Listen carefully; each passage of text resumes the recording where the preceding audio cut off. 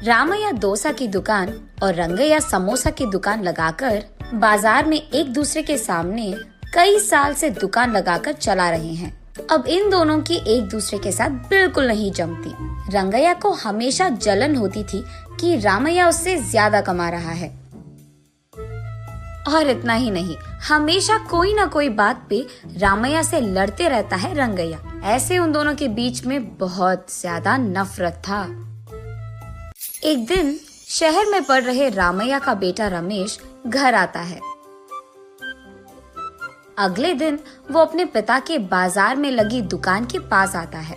वहाँ चल रही व्यापार को देख रमेश अपने पिता से ऐसे कहता है, पापा, आप हमारे दुकान में ज्यादा ग्राहक लाकर ज्यादा पैसा कमाने के मार्ग नहीं सोचते हो क्या? अब जितना मेरा सोच है उसी में चल रहा है बेटा। जितना भी मेहनत करूं वही कमाई मिल रही है।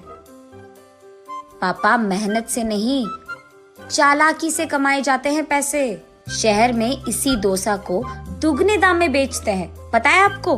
अब शहर के दाम में यहाँ कैसे बेचेंगे बेटा? अगर दाम बढ़ा भी देना तो कोई भी खाने नहीं आएगा। पापा, मैं ये नहीं कह रहा हूँ कि शहर के दामों में यहाँ बेचे, बल्कि ये कह रहा हूँ कि ऐसा कुछ करे कि शहर का लाभ हमें यहाँ मिले।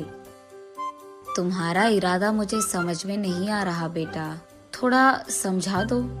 आपको समझाना नहीं, करके दिखाऊंगा, ऐसे कहता है रमेश। रामैया देखते ही रहता है कि रमेश क्या रहा है। और इतने में रमेश उनके दुकान के बाहर एक बोर्ड डालता है। उस पे लिखता है कि हमारे दुकान में जो भी ये स्पेशल डोसा खाएगा उसको 10 साधारण डोसा फ्री में मिलेंगे, और जो भी डोसा आप खाओगे उसके भी पैसे नहीं देने पड़ेंगे। पर अगर स्पेशल डोसा खा नहीं पाए तो 10 डोसा का पैसे देना होगा, ऐसे लिख देता है। बोर्ड पे जो लिखा उसने वही बाजार में जोर से चिल्लाकर सबको सुनाता है। ये सुनकर बहुत लोग खुशी के मारे उनके दुकान पहुंच जाते हैं स्पेशल डोसा खाने। स्पेशल डोसा खाने के लिए मैं तैयार हूँ, नहीं मैं तैयार हूँ, ऐसे सभी आपस में बहस करते हैं। तब रमेश उनके दुकान के बगल में एक बड़ा सा टेबल और चेयर लगाकर जो भी इस प्रतियोगिता में शामिल होना चाहते हैं उनको एक के बाद एक इस कुर्सी पे बैठना होगा, ऐसे कहता है। उसके बाद ठीक उस टेबल के जितना बड़ा डोसा वो बनाकर वहाँ लाता है और उस कुर्सी में बैठे आदमी के सामने पेश करता है। वहाँ मौजूद सारे लोग यही सोचते रहते हैं कि वो आदमी उस डोसा को खा पाएगा कि नहीं। आधा डोसा खाकर वो आदमी, मुझसे अब और नहीं होगा, ऐसे कहकर हार मानकर वो 10 डोसा के पैसे देकर वहाँ से चले जाता है। ऐसे ही एक के बाद एक स्पेशल डोसा खाने की कोशिश करके हार मानकर वहाँ से पैसे देकर चले जाते हैं। ये सब ठीक सामने से देख रहा रंगैया अपने आप में सोचने लगता है कि एक स्पेशल डोसा बनाने के लिए कितने पैसे लगते हैं। उसे पता था कि एक स्पेशल डोसा बनाने के लिए 3 डोसा लगते हैं, लेकिन बाकी 7 डोसा के पैसे तो लाभ में आ गए। तब उसे समझ आता है और कहता है, बाप रे, ये 3 डोसा बनाकर 7 डोसा का लाभ ले रहा है। बस रंगैया को जलन होती है।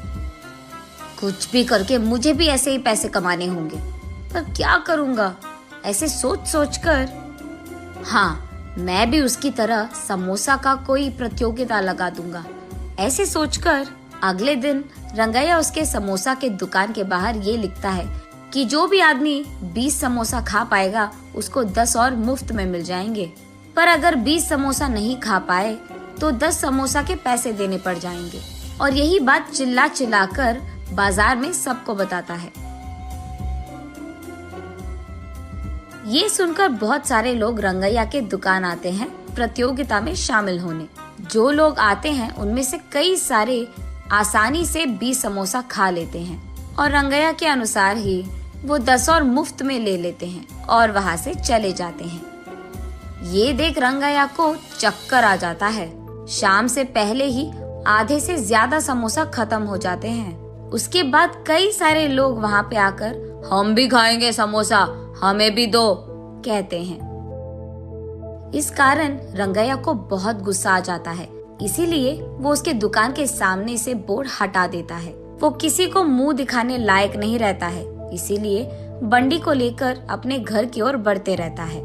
आज तो मैं 1 भी रुपए नहीं कमाया और उल्टा जो भी समोसे थे वो भी बेच दिया मुफ्त में। उसे चक्कर आकर वो नीचे गिर जाता है। आंखें खोलने पर रंगैया एक अस्पताल के बेड पर रहता है। उसके बगल में उसकी बीवी रहती है।